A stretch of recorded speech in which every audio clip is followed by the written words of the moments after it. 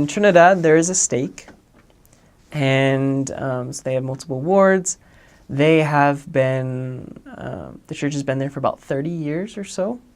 It's progressed pretty well. I would say they have one branch on Tobago, and that is part of the mission. It's not actually part of the Trinidad, Port of Spain stake. As far as the church in the ABC Islands, in Aruba, the church has been there the longest out of the 3 ABC Islands. Aruba has had it for about 29 years, And missionaries first entered from the mission from the Venezuela. I don't remember if it was Caracas or Papiamento. But part of that was that when they got there, obviously the church wasn't started up at all, but there was one member who was baptized in Venezuela that lived there that kind of helped start it. When you go to the mission, most first members of the church are still alive and live there. So I met the first woman baptized in Aruba. She's still an active member. She's in her 80s. And she has a very cool conversion story as well. You should visit her if you're ever there. The church then, shortly after it was started in Aruba, it went to Curacao and Bonaire, and it's been a little less, so probably about 25 years each, maybe between 20 and 25 years. The ABC Islands is a district, and so and their nearest temple is in Santo Domingo, the Dominican Republic. That's same with Trinidad. And so in Aruba, they have 2 branches. They have a branch on the northern part of the island, and that's the Papiamento congregation. And then on the southern part, they have a congregation, and it's an English congregation on the southern part. Curacao, there is also a branch. There, the first member baptized is still going strong. She's a ward missionary. It's great. She picks up tons of people for church. So, and then in Bonaire, the third person baptized is still there, actually still lives there. The first 2 have moved away. And they do have it's a smaller branch there, but it does have a lot of potential in their growth. A lot of the ABC Islands, the church has been growing a lot more within the past 2 years since it joined together to form the Trinidad Port of Spain mission. The most success that I probably ever saw in my mission was probably if you just work closely with the members. You become considered part of the congregation. Obviously, we'd find success in our own efforts, but these people, these islands, most of the time, Trinidad, there's a lot of people that stay there and live there, but specifically in the ABC Islands, there's not a lot of education as far as college, so most of them go off to the Netherlands to study. And so the people there that are in your congregations, they've been there from the beginning, and they've been working pretty hard. And a lot of the time, you might come into a branch, and you're wondering, well, if its church has been here for this long, why is this not a stake? Why is it not this way? Many of the youth go off and study other places. People move. There's not really much that keeps them there. And so the members that are there, they've been working hard, and they definitely know how to work with their people better than we do. And so that's one of the most success I've ever seen, was just getting to know the members better. Just really getting to know them as people and just understanding their culture, because each island is so different. And it's very hard going back and forth a lot. But if you really get to know the locals and their each different culture, specifically those special children of God, you will find success. It was also kind of hard just for, I wasn't mission president during that time, but you have missionaries in the mainland, and then you have these 3 little islands that's way far off. So it's kind of hard really to focus on them. So ever since they've been able to get the focus they needed, my mission president, he almost tripled the amount of missionaries in the ABC Islands. And so when I first got in there, there was 1 companionship per each branch. And there was 1 senior couple in Bonaire. And so now there is 4 companionships on Aruba with a senior couple. There are 3 companionships on Curacao with a senior couple, and there are 2 companionships on Bonaire with a senior couple. So it's grown a lot, and so it's definitely growing a lot. In Trinidad, they've actually started calling local Trinidadians there because they've had a hard time getting work permits for missionaries to come there. And so a lot of, if you do go to Trinidad and you do have your work permit, you'd probably actually serve with a local Trinidadian. So it's kind of cool. Most extreme weather was, I think it was called Hurricane Matthew. When it was starting to become a hurricane, it was a tropical storm, and then it became like a hurricane on the first stages when it was coming towards us. That's probably the most extreme. They told us like not to go outside.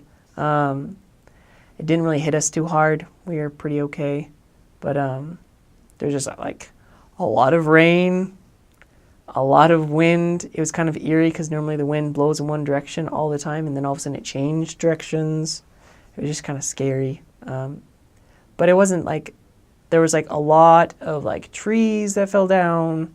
There's not that many to begin with, so that was a problem. But that's probably the most extreme. You really don't have to worry about that, hurricanes in our mission that much. That was like a really big exception. So something you should probably know about our mission is that there's a lot of immigration. I flew over 60 times on my mission, and like I have 66 stamps on my passport, and I've only gone to my mission, like nowhere else. We left at like 3 o'clock in the morning from the MTC, and it says if you're flying into Trinidad, you need 2 things. You either need your work permit, which should be stamped or stapled into your passport, or you should have a flight itinerary showing that you are leaving Trinidad to your next assignment. So you're able to get in the country. And I had neither. And so, and the other missionaries, they all had their way to get out except for me. So I was kind of worried about that. Trinidad, you do need a work permit to serve as a missionary there. And so when I got there, we were flying there, and I'd never left the country before. Like, I was like, what's customs? Like, what is this? And we're just standing in line, and we're like freaking out because we're like, wow, look, like commercials from other countries. And I get up there, and she like asked for my paperwork, and I just told her, well, I'm just going to be here for a while. She asked, how long are you going to be staying? Well, I said, well, possibly 2 years. By the way, don't say that. Please do not say that. And she's like, where's your work permit? And so I show her the little thing that Thomas S. Monson had signed saying that I could be a missionary. She's like, that's not it. So she asked for a flight itinerary out, and I'm like, well, I don't have one. She's like, what if you never return home? And that kind of like freaked me out because I'm like, the MTC has sent me all the way here without the proper documentation to get into the country. Like, are you serious? And I say, well, I know that God has a plan for me and that everything will work out. And she just kind of like looked at me and looked a little strange. People from Trinidad have an interesting accent, and so according to my mission president, it was actually a miracle that night that I could understand her the first time, and it actually was because most other Trinidadians, I didn't understand them for the first couple weeks. It's a very interesting, the closest thing would probably be to is like kind of like a different version of a British accent, but very, very thick. And so as I just handed her everything, like this is all I have, and I had like my mission president's phone number. So she called, and Mission President's wife picked up Sister Egbert. She's like, well, we're expecting 6 missionaries tonight, and they should all come through immigration just fine. And the immigration worker said, well, how long will he be here? And so, inspired from the Lord, my Mission President's wife, Sister Egbert, she said, well, we're planning on getting them trained for 2 days of orientation, and they're getting shipped off to their companions. So because she said shipped off, the woman automatically assumed that I'd be leaving pretty soon. I actually stayed in Trinidad, my first transfer. And so she gave me 90 days, and she let me go through. Of course, then we all walk out, and other missionaries, they all had their flight itineraries except for one, and so they all didn't have any problems. They got through, and we met our mission president, and it was of course, my mission president's first time picking up, and he's like, hi, I'm your mission president, I'm President Egbert. It was so humid. I thought it was raining. And I walk out, and no, it wasn't raining. It was just so humid that all the windows were fogged up. And we hop in the van. It's very late. It's like 11 o'clock at night. And so 3 a.m. to 11 o'clock at night. So get ready when you're going to go to the mission. It's going to be a while. We go to the mission home. We were fed by Sister Egbert. And the mission home is not large enough to occupy all of the missionaries coming in. So there's a few kind of bed and breakfasts that are near that we stayed at. The next morning you wake up and there's activities. But one of the things that they sometimes do, depending on what time you come in and what time you have to fly out to your new area, they try and Skype you with your new trainer. I Skyped my trainer, and then after you Skype with your trainer, you find out where you're going. So I was staying in Trinidad my first 6 weeks. And so it turns out the first night where I stayed, he actually slept next door to me in the next apartment over. So that was kind of funny. So I met him, and that's when really I started in the field. My first day, I was actually in the office, and I stayed in the office, my transfer in Trinidad. So I think one thing that's just something my mission president told me, he's like, make sure that you are preaching and teaching the doctrine and gospel of Jesus Christ. You be exactly obedient. You love the people, and that includes your companion. And then you enjoy and have fun. And something I did is every time I went to a new area, I always fasted beforehand to know how many people that God expected me to bring into the waters of baptism. Now, that doesn't mean I was going to be the one to baptize them. I actually made a goal to never baptize anyone on my mission. I felt it should be the local members because I wanted them to stay in the church when I left. But every time it came to pass. It wasn't always on my timetable. Sometimes they got baptized a couple months after I left. It happened every time because the Lord will tell you what He expects of you. So I just, it's my little tidbit. Don't be afraid with immigration. Sometimes they can be a little harsh to you. It can be kind of scary. But if you have the faith, it's going to be okay. Maybe you might get deported. So you get sent to another island and you have to stay there a couple of days with the other missionaries. That's the worst case scenario. They might send you back to the United States. They booked you another flight from there, from Miami, back to the mission on another island. Those are very rare cases. And if you really just stand with your faith, and most time, honestly speaking, you can not, I wouldn't want to say talk your way out of it, but I've known missionaries that were not legally allowed to be in the country and they were let in. Miracles happen. So just make sure that no matter what happens with immigration, with customs, people saying you're not allowed to be here, if you definitely hold your ground, you know your purpose while you're there, the Lord's going to help you with everything, not just in contacting, but in getting through immigration. So if you're going to go to this mission, it's the best mission in the world, I say. I'm sure everyone says that, but if still bring things to be prepared for tropics, even if you're going to be in the ABC Islands because they're desert, but I was also in Trinidad where it did rain a lot, so you have to be careful with that. So I would just say make sure you're prepared. You're only allowed one suitcase going to the mission, so make sure you pack well, but when you go home, you're allowed 2. So you can prepare adequately in the way most time try and buy things when you get to the mission if you need them. You're also traveling a lot in between the islands, so just be careful with weight. You can buy things in the mission that you need. It's not like you're in a third world country, unless you're in Guyana. First things I've learned and I testify of is that God is loving Heavenly Father. He knows and loves you individually, and that's something that we can learn from the restoration of the gospel with the first vision, called Joe Smith by the first name. And that's something else I testify is that Joe Smith was a prophet of God. And that the Book of Mormon is the words of Christ. It is not just true, it is the most correct book of any book on earth. And you will grow closer to God by abiding by His precepts. And I've come to know my Savior better by reading it. I've come to know Joseph was a prophet by reading it.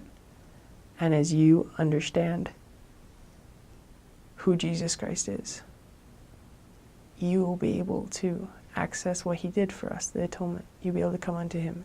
And that is where the change takes place. Not just in the people you teach, but in yourself. That's how you become converted, is by coming unto Christ. And I testify that if you can understand who Christ is, who God the Father is, everything else just lines up. And it will really change your perspective on how you can not just use atonement for sinners, but for being a saint. And I say that in the name of Jesus Christ, amen. Most people, if they've ever heard of Aruba, it's from the Beach Boys song, Aruba, Jamaica, ooh, I want to take you. But Aruba is a desert island. So I can't tell you how many times people email me on mission, you are in Paris, you're so lucky. And I send them pictures. Look, this dirt road and these cactuses, like so many cacti, like everywhere. Like I didn't think most people understood that the water is beautiful. It's clear. It's very nice. But there's also, on the southern part of the island, there's a huge oil refinery. So it's not that beautiful. Tourists don't go down there very much.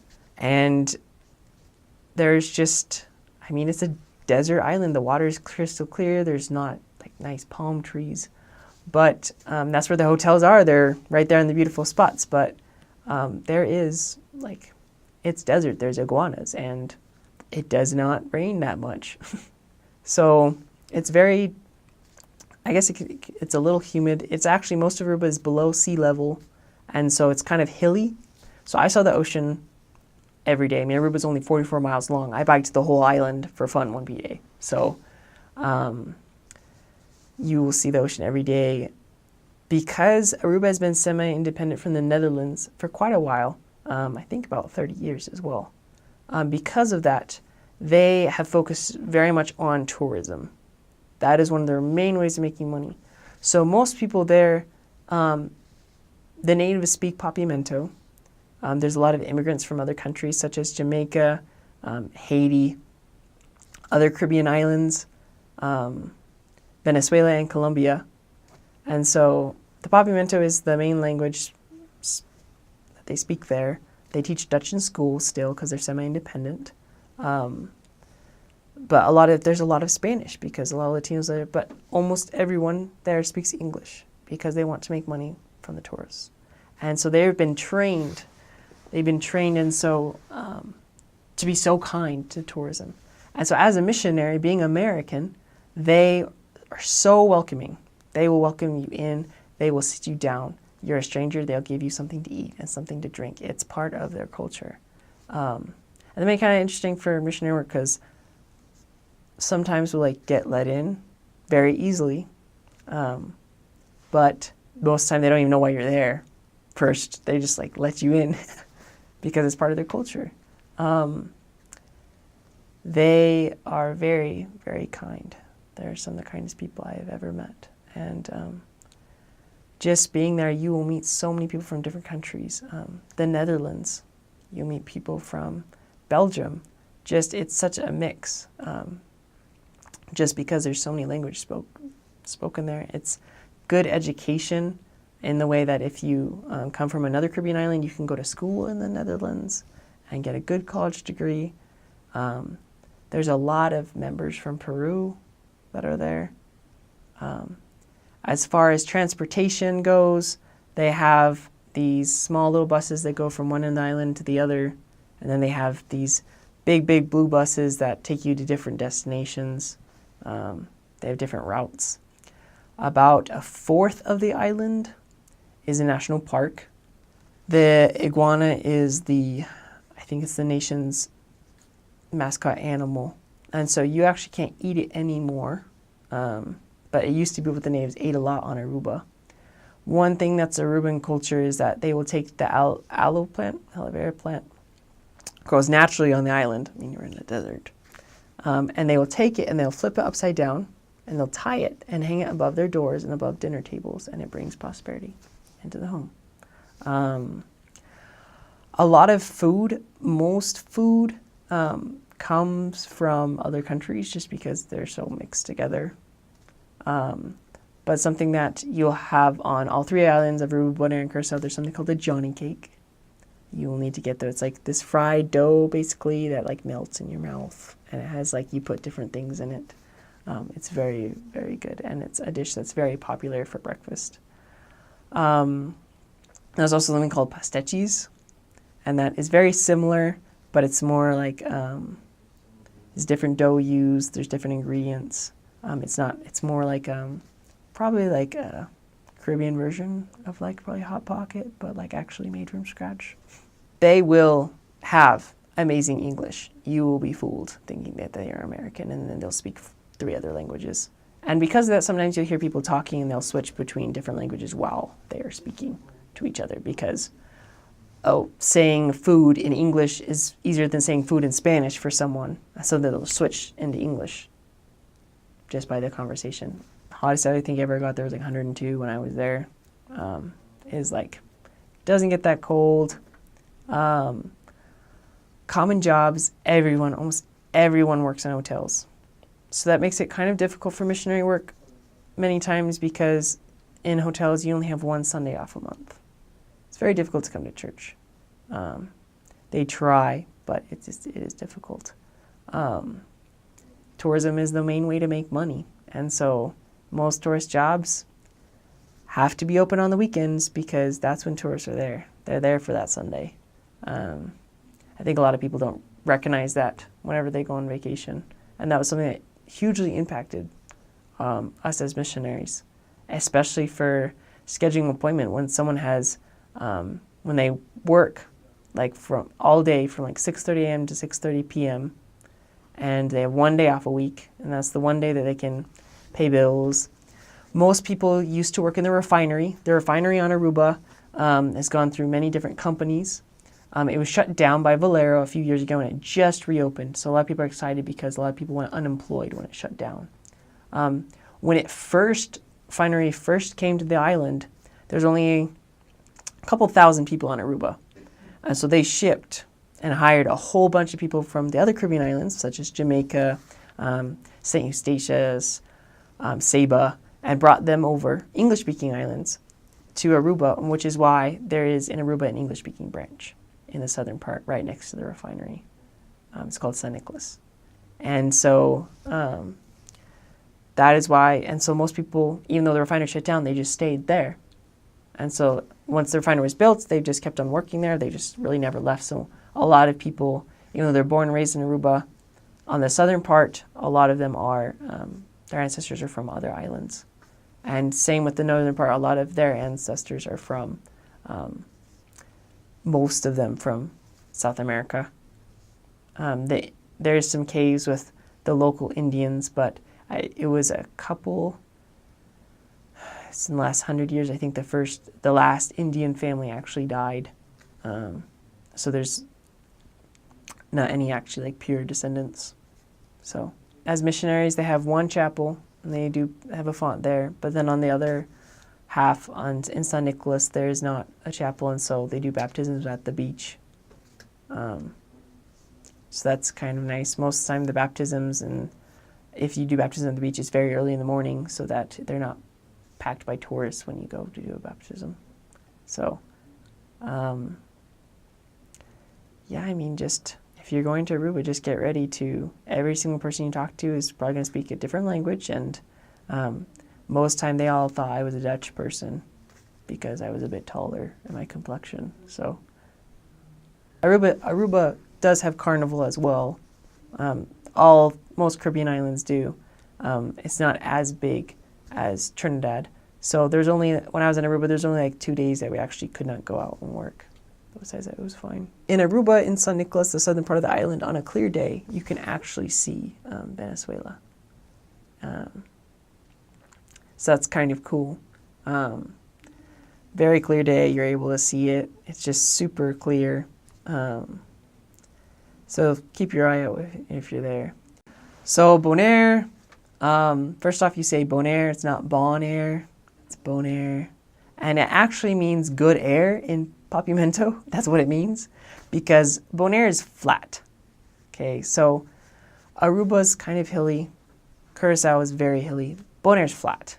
Like it has like one hill on like the whole island. Bonaire also has 18,000 people that live on it. Very small town. I got a flat tire. Well, my companion got a flat tire, and we got in the newspaper. Like, it's they probably have been able to preserve their history very, very well. They still have slave huts from when the slaves were there. Yeah, they still have slave huts, and the slaves were brought there, to be work in the salt mines. So they wouldn't actually mine salts out of like in caves, but the salt water was brought in and harvested in a certain process that they're able to have the water evaporate and harvest the crystals. They're big crystals. There's actually ginormous piles of salt. They're huge. You can see them almost anywhere on the island. And they will load them and send them to different places of the world. So that's one basic job that people have. And then the other is they work in tourism. And all of these islands, there's so many cruise ships that come through, but mostly in Aruba and Bonaire. Bonaire, it is very hard because no one really stays there to live there for a very long time. There's really only two towns. There's Kralendijk, and that's where like everyone lives, and there's like little subdivisions. And then there's way out on the other side. And Bonaire is pretty big as well. So not way out, but probably like a 30-minute drive. That's way out for them. There's a place called Rincon, and Rincon is where most of the elderly live. So that's where you probably use Papiamento the most. That's where mine got like really good, was because that's where like 80, 90-year-old native Bonaireans live, and they have lived there their whole life, and most of them only speak Papiamento at that point. They might know a little other words of English or Dutch just because they haven't used it. They've kind of lost it. They haven't been in school, so they've lost a lot of their Dutch. And that's just mainly in Rincon. You go back to Kralendijk, and there's a lot. There's a lot of people vacationing from different countries that have vacation homes there, because Bonaire has probably the clearest water of the ABC Islands. It's like, and has the most extensive, if that makes sense. It's like everywhere. And its main attraction for tourism is scuba diving. There's ginormous scuba diving schools. There's so many. And because it is fully dependent on the Netherlands, there's so many tourists that are from the Netherlands, like so many. And a lot of people that work there are from the Netherlands. I actually don't know how many Bonaireans actually, as part of the population. There's 18,000, but there's definitely a different amount. The rainy season for the ABC Islands is like between probably like November and January. Doesn't rain too much. It actually like hit a record for like how much it rained when I was there. It rained a good amount, I guess. It was kind of muddy for a little while, but Bonaire, because everything's flat, most roads are not the best. A lot of them are dirt roads. Curacao and Aruba have better roads. And just also because it's just such a small population. I mean, there's just not a huge emphasis on that, I guess. You will be able to eat the most iguana on Bonaire. I also, when I was there, I had conch. So, you know those conch shells that people like put up through the ear. The animal inside of them, they'll cook it, and they kind of like, it's kind of like an onion ring. I thought it was, but it's not. And it tastes really good. You know that if they've eaten the conch or they just found the shell, if the shell is broken on part of it, because they broke it and took out the conch to cook it. So if the shell is completely intact, it means that they did not actually eat it. It was empty when they found it. Bonaire is definitely, it's called good air because it's flat, and so the wind just blows so hard against you. It's also a very, very small community. And so when I was there, like you meet someone and they're the cousin of someone else. So that helps you get in the door most times. Like, oh yeah, I know your cousin. There's, once again, a lot of people from Santo Domingo, the Dominican Republic, different parts of the world as well. Definitely not as much as Aruba, but definitely still a significant amount that you will meet people from different. Bonaire is very chill. It's very relaxed, probably out of most of them. There's just it's just kind of slow. It's just happy the way it is. You know, you come there for just being relaxed and just to get time away. As far as kind of like landscaping, it probably is not as much as a desert as Aruba. It's okay. It has a pretty good amount of trees, I guess. One thing they're definitely known for in Bonaire is the flamingos that are there. And they actually are naturally there. That's their natural home that they've chosen. So something called a go-to lake, there's hundreds and hundreds of flamingos. And that is one thing they're hugely known for, is because of them. You see like flamingos. Just bright pink flamingos flying around. So it's kind of cool. That's definitely a huge tourist attraction that they have. They also have a special bird, a parakeet, I think, that's only specifically in Bonaire located. So there's a lot of bird watchers that actually come searching for that.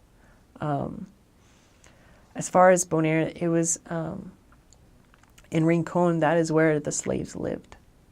And they would have to travel south and walk all the way down to Kralendijk, where they would work in the salt and to harvest the salt. And they would have to do that. And so then they would have one day, Sunday, where they could walk home to see their family, try and give the family anything that they've earned, which is like nothing. And so the family can have food, and then they have to walk back that night, multiple hours. And that was, once again, hundreds of years ago, but it's still very much a part of their history. They've preserved it very well. And most of the time, the women and children would search or scavenge for food during that time. So a lot in Bonaire, you will see a lot of houses that were actually originally houses that were slave huts. Not necessarily these slave huts, but more of, once they became more free, huts that were made a long time ago from dirt. They're still there. Like, people still use them. They put electricity in them. Like, and they're painted different colors, so it's very cool. You'll see some pretty old houses. And they're still on the dirt roads. Like, people have lived in the house for over 100 years. So that's one thing that I thought was very interesting about Bonaire. The other thing would be the donkeys. There are wild donkeys on all three. But on Bonaire, they're everywhere. Sometimes I think there's more donkeys than people. And especially if they're there during the mating season, you will hear them. And so they actually have signs overtaking the Azels, which means like donkey crossing. It's because during the mating season, the males will see a female and just run across the street, and there's so many accidents. So the government's gotten better. They created a donkey sanctuary. So during mating time, they can all corral them into kind of one place so they don't cause as much traffic accidents.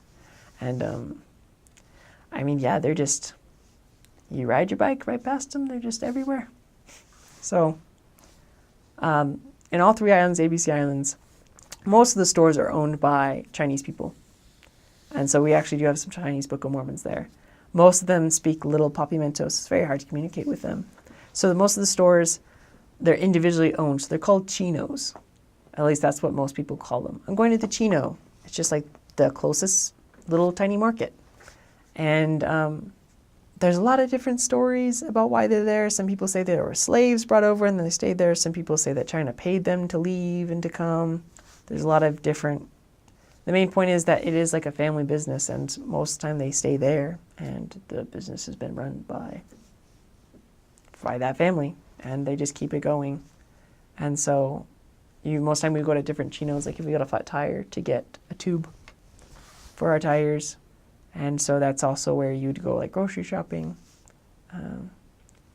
It's kind of hard to find like bigger stores than that. Curacao, in comparison to Aruba, Aruba has about 100,000 people. Curacao has about 120,000. So Curacao is also bigger landmass-wise. I don't know how many miles it's long. I think it's about a little over like maybe a time and a half bigger than Aruba. Maybe 2 times the size of Aruba.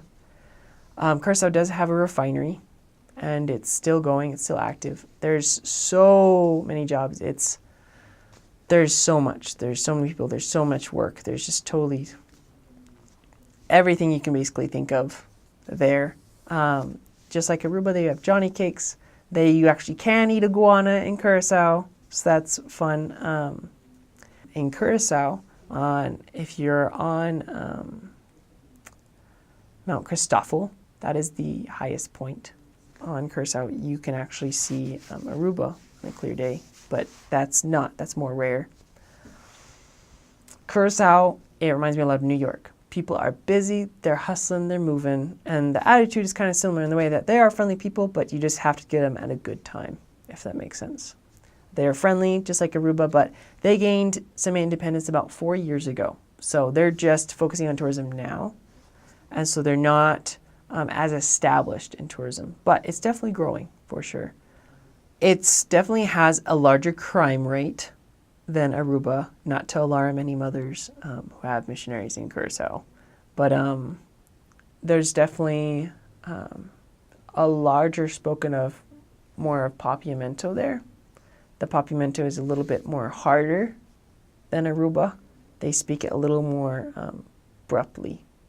Curacao, the transportation, a lot of people, they do have a car. In Aruba, Bonaire, and Curacao, they all drive on the right side of the road. Something special to Aruba is that you have to leave every 30 days as a missionary. You have to fly to another island and come back. That's just how they're working on it. It's getting better. Curacao, you're able to get 90 days, fly out, come back. And you're allowed 180 days a year on Aruba, Bonaire, and Curacao as a missionary. So that's one reason why you travel a lot. In Curacao, a lot of the names there, like for example, like Punda, it just means town in Papiamento. So they're like that's the name of the town is Punda. And so like, hey, I'm going to Punda. It's like, hey, I'm going to town. Like, but you say that in English too, that's actual name. And then there's Otro Banda, which means other side. So I'm going to the other side. So that's kind of funny. They have Banda Bao and Banda Riba. Banda Riba is actually, it's kind of funny. It's actually the southern part of the island, but actually in Papiamento it means like above. And that's because just how it's set up on the island, I guess, with the natives. And so most people live in Banda Riba. The more north you go, it's called Banda Bao, and there's less and less people. And it's just kind of clustered in like, you're driving and there's like the little teeny town. Keep on driving, little teeny town.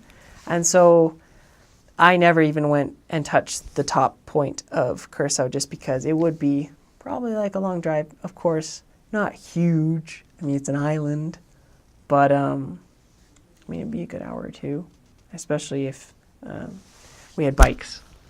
If you're called to this mission, you should know how to ride a bike. You will use it. The weather, Curacao probably rained a bit more. It's definitely more green just because it's definitely not as much as a desert as Aruba, just because it's bigger, and I think maybe because it has more hills, it's able to hold more of the rain for a longer amount of time. I'm not exactly sure, but it's definitely more green, more luscious, a lot more wildlife. It's very overcast, actually, surprisingly, most of the time you're there. So it's not always sunny. I would say kind of be careful probably when it gets dark. It's not like it just gets dangerous. There's just probably certain places you should be careful, especially if you're missioning on a bike. There's just like a lot of like teenagers who like to steal bikes. Just like biking is like a hobby for them. So you'll be riding by and they'll say hoppy, hoppy, hoppy, which means they want you to do a hoppy on your bike, like jump up. And that's something that they get pleasure with, like 4-year-olds are trying to learn how to do it. So food for Curacao is pretty similar to the food from Aruba. I mean, once again, it's very hustle and bustle, like get your work done. Like I definitely, biking in Curacao, I had to be a lot more aware of where I was biking because cars go a lot faster and they're a lot crazier.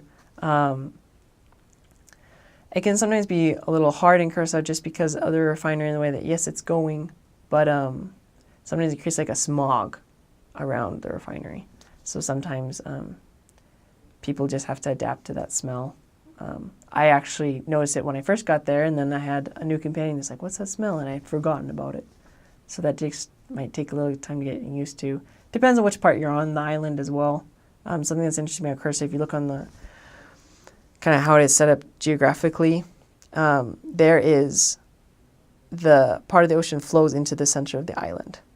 And so there's a bridge that opens and closes when boats go through. And it'll open and close. It's the footbridge. It's named after one of the queens of the Netherlands, I believe. And whenever the bridge is closed, tourists can take from one side to the other ferry. It's very colorful. A lot of the tourist areas are bright colors, bright yellow, bright pink, bright blue. But the further away you get from the tourist areas, the more houses becoming of where people have built it themselves. Sometimes there's definitely not as much nice beaches in Curacao. There's a lot more cliffs. So Aruba definitely has a lot. In comparison, it has a lot more beaches, and that's partially why it has a lot more tourists. Curacao still gets a fair amount. But it definitely doesn't have as much beach or clear blue water. It is a very beautiful country, and it was ranked a couple years ago as one of the cleanest water in the world. So you don't have to be worried about getting like infestations from drinking the water. In Trinidad, you actually have to have a filter for your water. In Trinidad, it definitely is a one-of-a-kind experience. There's definitely like a lot of curry.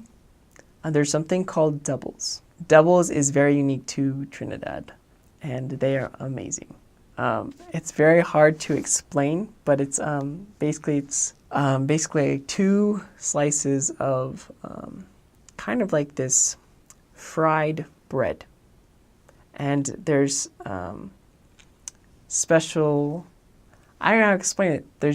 But if you ever get a double, if you don't like spicy, do not ask for pepper. And even if slight pepper, that's still pretty hot. So if you ate a lot of pepper, you'll cry. Like I had it the first time, I just had slight pepper, and my eyes were still watering. So, but definitely if you ever go to Trinidad, doubles is a must. They have a double stand right by the airport. So you should go there. The people, there's a lot of different jobs. There's so much. There's KFCs, Subways, McDonald's, like everywhere. There's social workers, there's hospitals. Something that's very interesting is something called a maxi. A maxi is kind of like a bus system. Depending on their color code is depending on where they're going, whether they go like east, west, north, south. And you pay for however long you're on it. Not like time-wise, but like for destination to destination. So it's kind of like a taxi, but like huge and just picks up everyone. There's also small, like actual taxis. On the license plate, you'll see whether or not they're just a normal car or whether or not they're a taxi. Because a normal car and a taxi look exactly the same except their license plate. And so you can just like wave out and like a car will just stop by. And there might be other people in it, you'll just hop in. As missionaries, you kind of have to be careful. You should not hop in a taxi alone with a woman. You're alone in her car. Even if it's kind of public, it's not very public. It's kind of private. It's their own private taxi car. It's their car. There's not a clock in, a clock out. It's their own private most of the time. The Trinidadian dollar, there's about, for every 7 Trinidadian dollars is about $1 US. And so, like I saw some Trinidadian money. Most missionaries try and get the $50 bill because it's the coolest. It's like partway see-through. Probably the culture, one of the biggest things they're famous for is carnival. So if you've ever seen the movie Rio, they have like carnival that they show in Rio de Janeiro, Brazil. Trinidad is like probably the second best in the world after Rio de Janeiro. There's a part where like missionaries just can't leave their apartment for like extended period of time because like it's not okay to go on the streets. So there's a lot of, it's normally around February and March. So There's a lot of excitement there. There's like a whole bunch of prep for that. People get excited.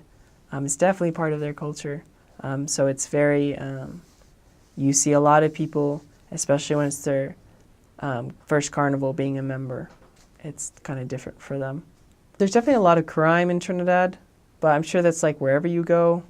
There's just like, something that's very interesting is that you, being a white female, they just kind of like stare at you sometimes because like, you're so beautiful. So sometimes they'll just give you free stuff. So the sister missionaries, we give us free stuff sometimes. There are men who have like coolers of soda or their fruit, and so at big stoplights, when it's backed up, they will come out and just go car to car trying to sell, if that makes sense. So that's pretty frequent. In Trinidad, they drive on the left side of the road. So that's, so just be prepared for that if you have to drive. You can get your Trinidad driver's license, actually. It's kind of cool to take home. If white shirts, long sleeve means that you're the boss. Short sleeve means that you're kind of like an assistant. And so, of course, we wear short sleeve most time as missionaries, but if you do receive like more respect in businesses if you wear long sleeve. So most of the time when you'd work in the office, you'd wear long sleeve, and if you're going to go do certain things. The financial secretary most of the time wears long sleeve whenever he makes financial transaction at a bank. And that's something that most people don't know. So it's kind of only the businessmen know. Let's see where the mission home is. It's one of the most nicest places in Trinidad. A lot of people will build their own homes. They will take concrete bricks and build them.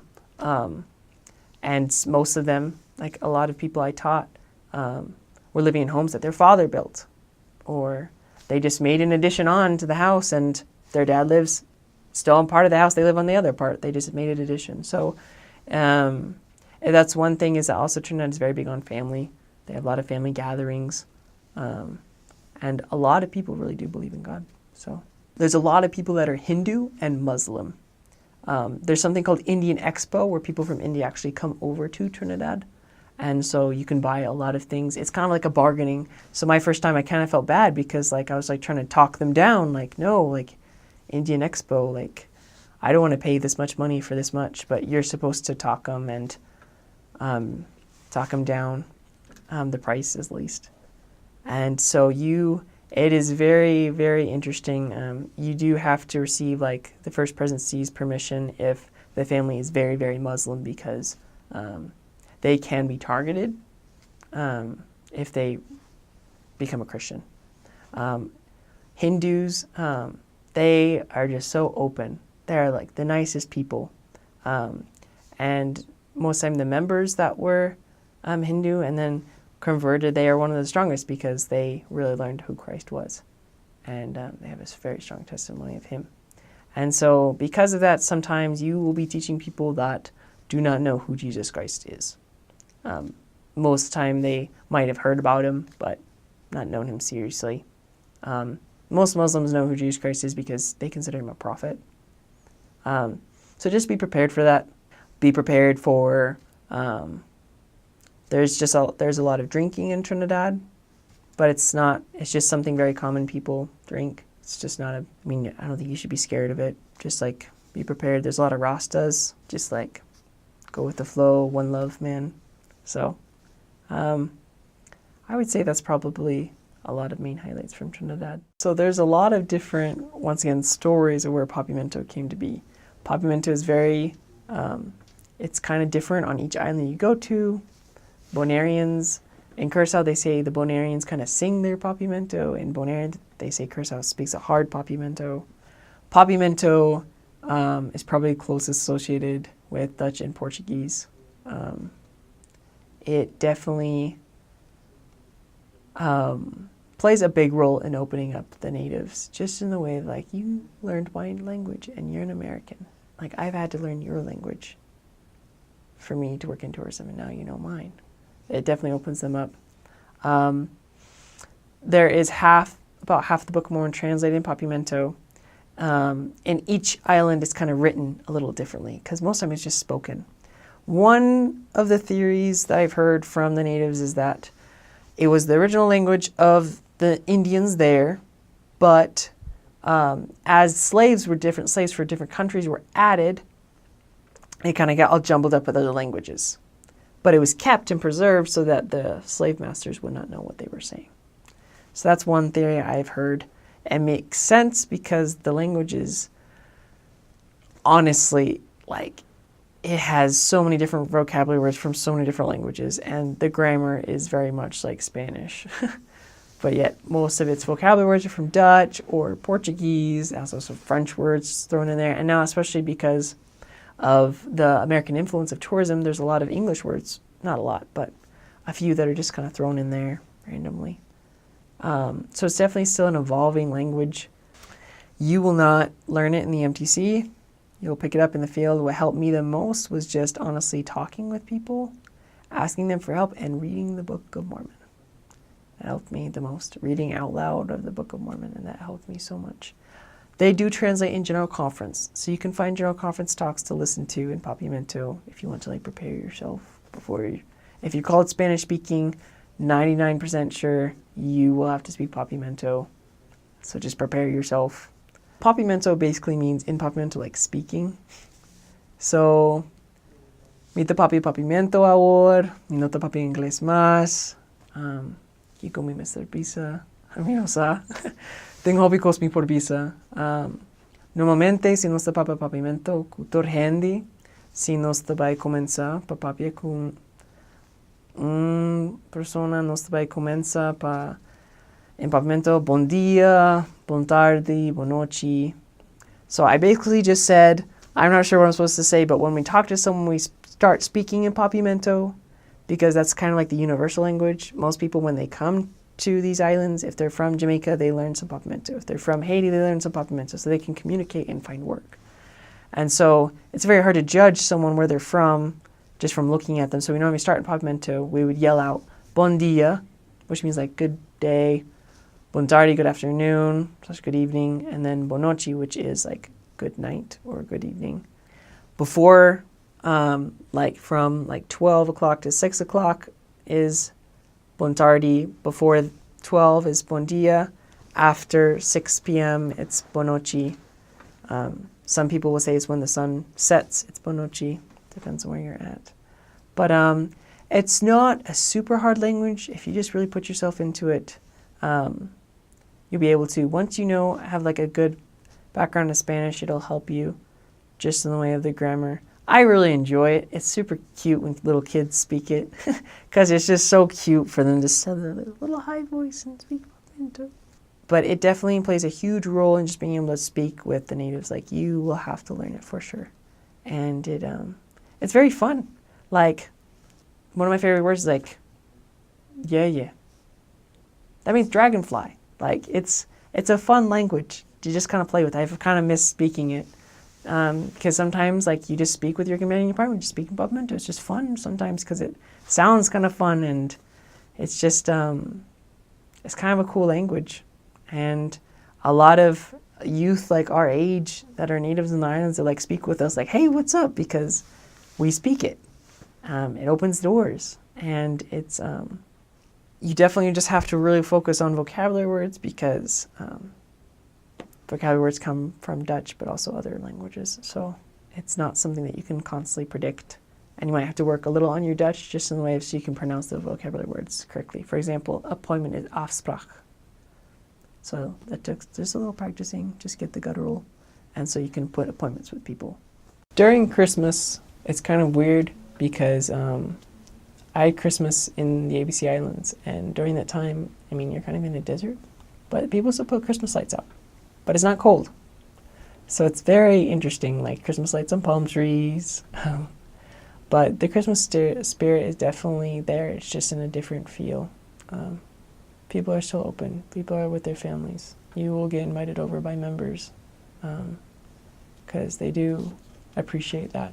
It is very busy with tourism, though. So a lot of people will be working a lot during that time. During Christmas, if you're in Christmas in the ABC Islands and you're not a missionary, you probably spend most of it at the beach.